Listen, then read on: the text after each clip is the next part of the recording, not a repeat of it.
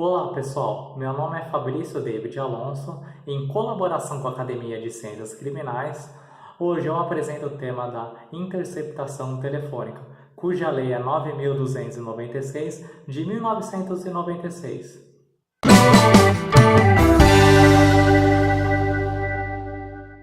Bom, inicialmente, essa lei da interceptação telefônica regulamenta o artigo 5º, inciso 12 da Constituição Federal, o qual trata-se da comunicação telefônicas e telegráficas. Tendo em vista que esse artigo 5º, inciso 12, é uma norma de eficácia limitada, dependendo de uma lei infraconstitucional regulamentadora para sua aplicabilidade.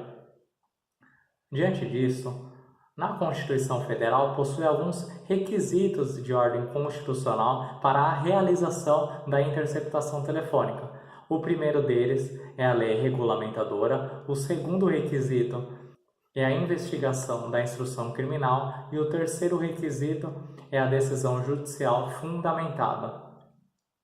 Dessa forma, a lei de interceptação telefônica, no artigo 1º, condiz a investigação criminal, bem como algumas espécies da interceptação telefônica. Vou comentar algumas espécies da interceptação telefônica com base na doutrina majoritária. A primeira delas é a interceptação telefônica em sentido estrito. É aquela captação por um dos interlocutores sem o conhecimento das partes.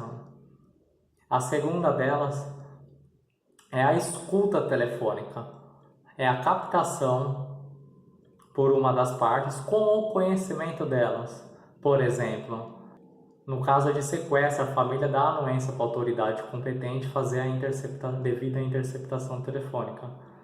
A terceira delas é a gravação ou gravação clandestina. É a própria pessoa fazendo a gravação sem o conhecimento de uma delas. Então não há um terceiro intervindo para a realização da interceptação telefônica.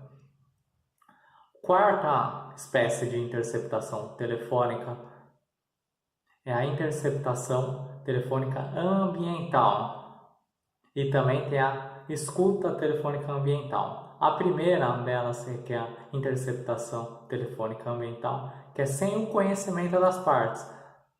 A escuta ambiental é com o conhecimento das partes. Tem uma diferença de sem com o conhecimento da interceptação telefônica ambiental e a escuta ambiental é com o conhecimento das partes.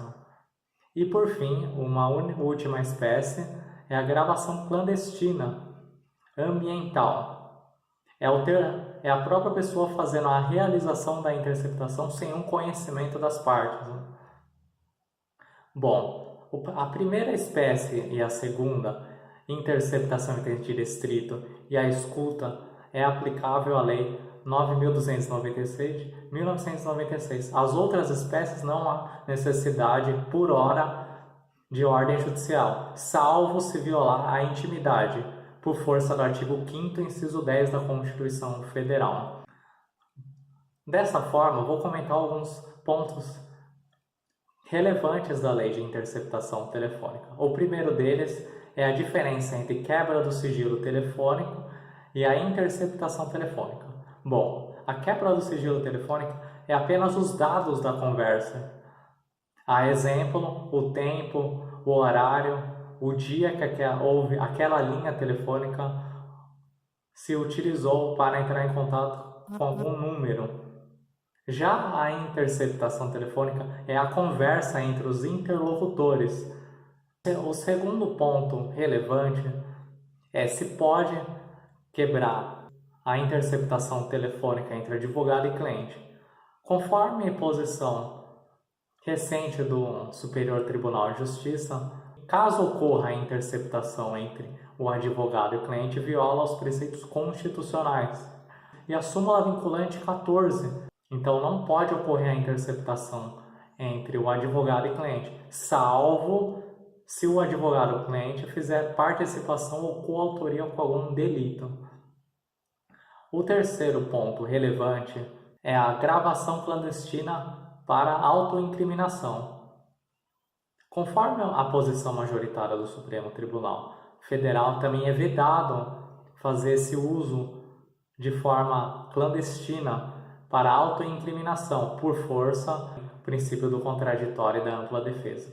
Por fim, um ponto muito relevante é a Comissão Parlamentar de Inquérito, que está disciplinada no artigo 58, parágrafo 3º da Constituição Federal, o qual produz poderes próprios de investigação judiciária. No entanto, conforme posição majoritária do Supremo Tribunal Federal, algumas limitações a ela são atribuídas. Bom, vou comentar duas formas. Uma, a comissão parlamentar pode realizar e a outra, a comissão parlamentar não pode realizar. A primeira característica, a comissão parlamentar pode realizar a quebra do sigilo fiscal e bancário e apenas os dados telefônicos e não a quebra da interceptação telefônica da conversa.